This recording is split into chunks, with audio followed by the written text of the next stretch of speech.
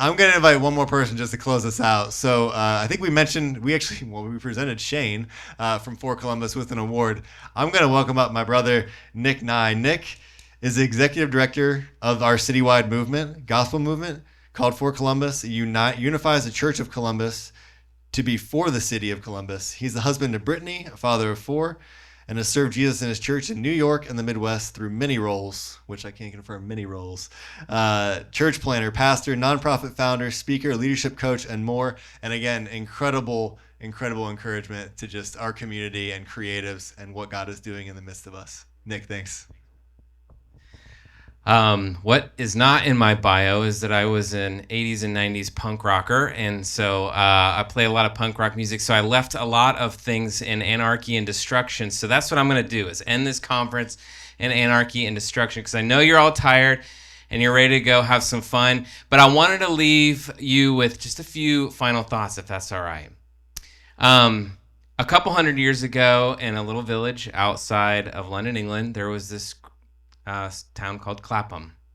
And in that was a group of friends. In that town, a group of friends started to gather in a room and dream about what it would mean to end the transatlantic slave trade. And this group wasn't full of politicians or pastors or business people, but most of them were actually poets, and they were painters, and they were writers, and they were composers, they were creatives.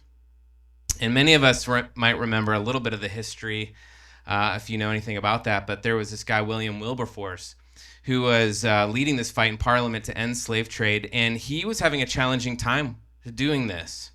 And because in the conscience of people's mind, where this is good for us as the upper elite to have the slave trade at work. And so he started to work with artists. And these artists and creatives stepped in, and you've heard of this all day. I know you've talked about this ad nauseum. But, art isn't just for aesthetic pleasure, just to ooh and ah over it. It isn't just to say that looks cool or that's interesting. But art is supposed to move and shape something in us, and it's supposed to tweak the soul and hit something deeper that actually can fuel action. And so what these creatives did in this circle between 1780 and 1833, it actually moved the entire nation to change their entire minds on the slave trade that was going on. So there's a poet named Hannah More.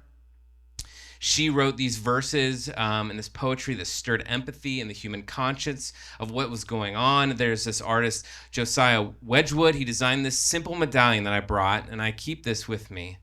And this medallion is an image of a kneeling slave with the words, "Am I not a man and a brother?" And this piece of art spread across Britain.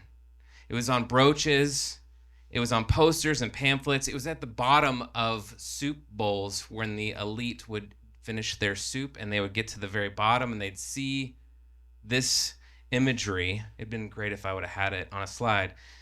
But it hit something deep in people's minds and their hearts, and these stories, this art, it played and brought this message that slavery was not just unjust, but it was unthinkable. How could we do this?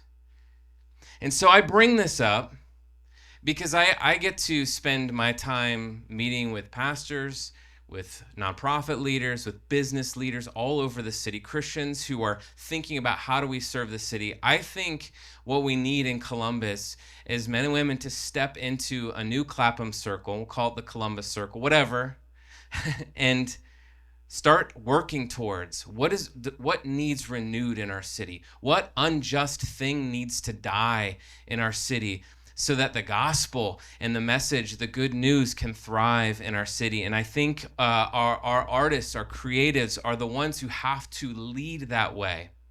We can't just leave it to the people who are just behind the soup kitchen lines, and those are great, but we have to lean in with our gifts. And so I wonder if we can just imagine as we go, just the murals in our neighborhoods and what stories they could tell of dignity and hope, or what films that we could create to see a refugee or a foster child or a neighborhood with new compassion? What music could we create to that would awaken a hunger in us for something more? Please, no more contemporary Christian music. Something better than that. Sorry, offensive. But just design that points us to a more just and beautiful and flourishing Columbus that punches us in the soul so that we can see God more fully. And that's what the Clapham Circle did. It did that in their time, and I think this is a time for us to step in today.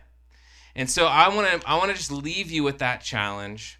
I want to invite you, painters, songwriters, designers, filmmakers, to offer your craft for the Lord and for our city. Not just for the big stage or the big project, but in an everyday work where we can tell better stories, stories that reveal the image of God in others and our neighbors, and our hope for Christ in our streets.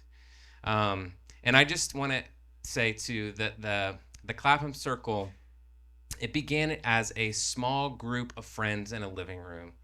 And so we can begin right here, and the networks that are existing in Columbus, being a part of those. Some of you I know aren't from Columbus, some of you from your own city, but let's start being a creative movement that helps our city imagine what it looks like to see Christ in beauty and through justice and through the stories we tell.